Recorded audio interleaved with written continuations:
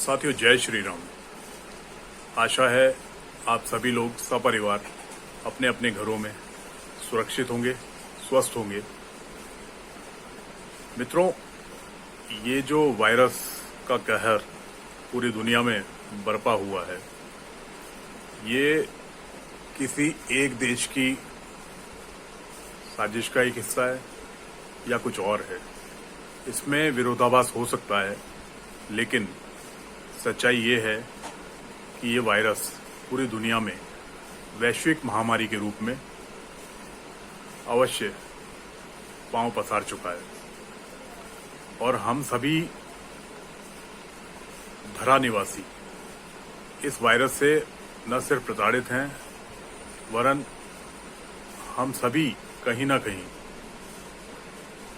Affected भी हैं।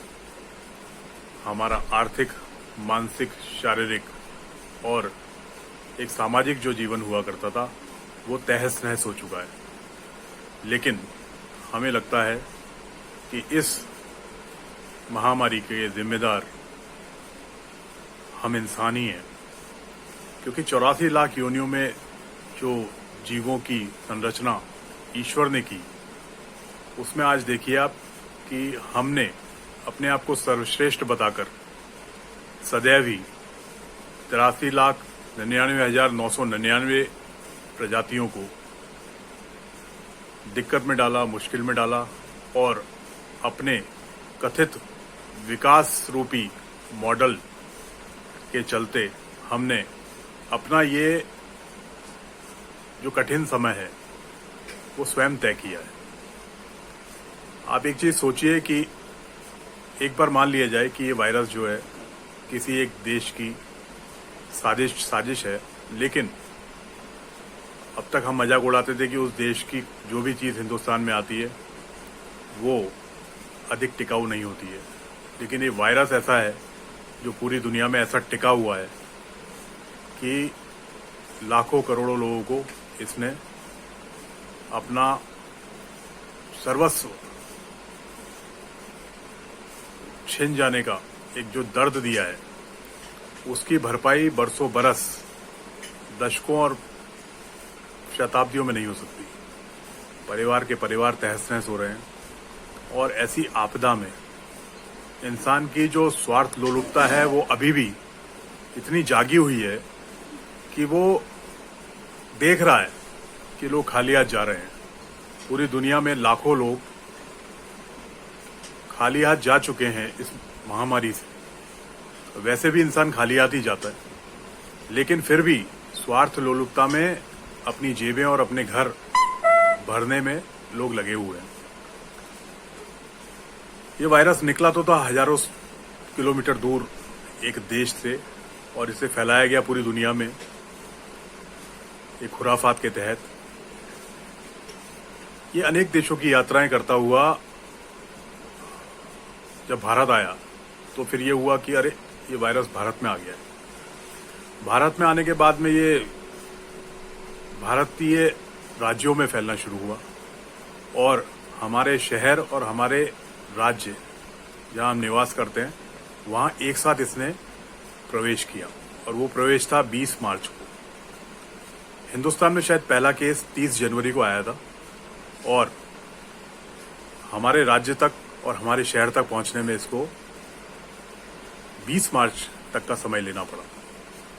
20 मार्च को जब आया तो ये हुआ अब शहर में आ गया, लेकिन लोग जो थे वो बेफिक्र थे, उनको ज़्यादा फर्क नहीं पड़ रहा था इन चीज़ों से। लेकिन सरकार की मुस्तैदी से इस वायरस की चर्चा और उसका असर हमारे जीवन पर पड़ने लगा। अब ये वायरस जो है धीरे धीरे इतने पांव पसार रहा था कि पांव पसारते पसारते हमें लगा अरे ये तो हमारे क्षेत्र में आ गया है। फिर थोड़े दिन बाद लगा कि अरे ये तो हमारा जो आवास है उसके बिल्कुल नजदीक वाले घर में आ गया है। और फिर ये लगा कि कहीं ये वायरस सबको चपेट में ना ले ले।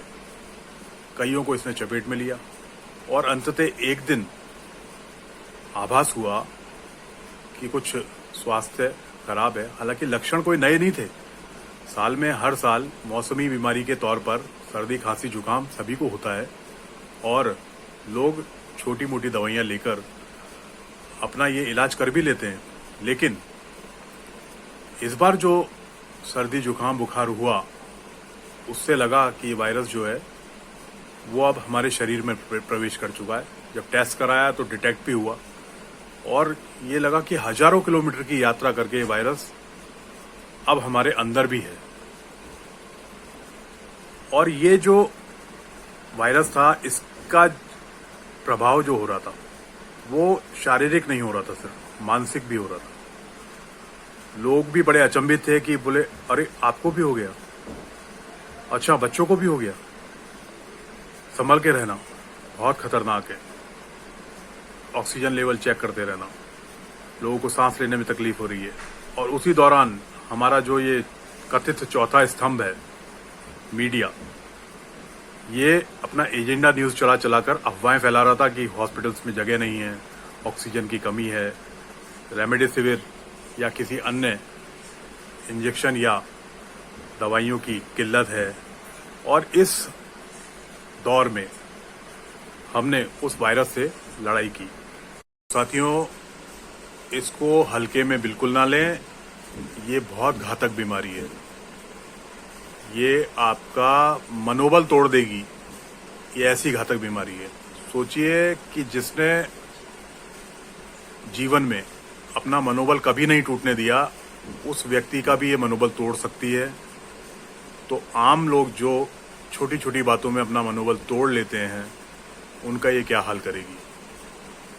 आपसे निवेदन है कि कृपया सुरक्षित रहें और 2 गज दूरी, मास्क है जरूरी, इस चीज को कभी ना भूलें।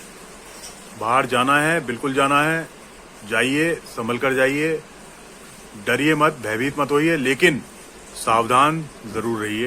मित्रों, 3 दिन ऐसा हुआ कि ऐसा लगा कि हम अपने आप से नियंत्रण खो रहे हैं और अनियंत्रित होकर हमारी जो अंदरूनी शक्तियां हैं या जो ईश्वर ने हमें शक्तियां आशीर्वाद स्वरूप दी हैं, हर इंसान को दी हैं, वो इंसान के ऊपर है कि उनको निखारता कैसे है। तो हमारी तो निखरी हुई शक्तियां जो थी, निखारी हुई जो शक्तियां थी, वो भी काम नहीं कर रही थी।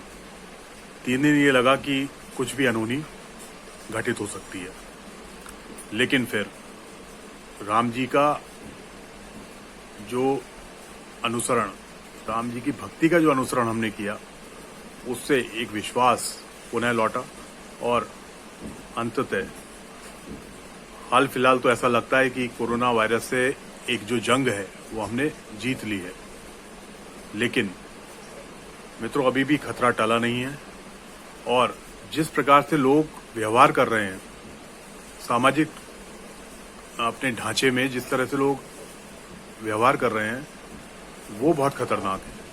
अभी भी तीसरी लहर, चौथी लहर, 5वीं लहर की चर्चाएं हो रही हैं और हमारी तैयारियां, चूंकि हम संसाधन सीमित हैं और वो नहीं है, और कितनी भी हो, अंततः जब एक महामारी का रूप कोई चीज ले ले तो फिर वो तैयारियां धरी की धरी रह जाती हैं। ऐसे में हमें अपनी शक्तियों को और अपनी भक्ति को कई गुना बढ़ा लेना चाहिए।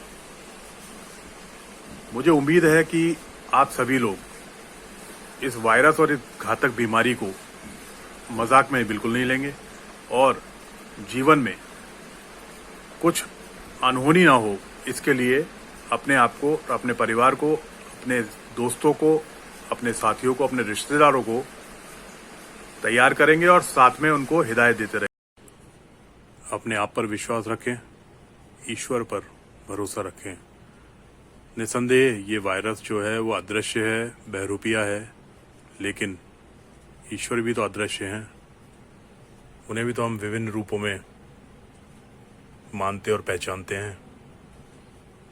तो फिर अपने ईश्वर पर भरोसा रखिए, वो इस कठिन कोरोना काल, आपदा काल से हम सभी को बाहर निकालेंगे। तो मित्रों, जय श्री राम।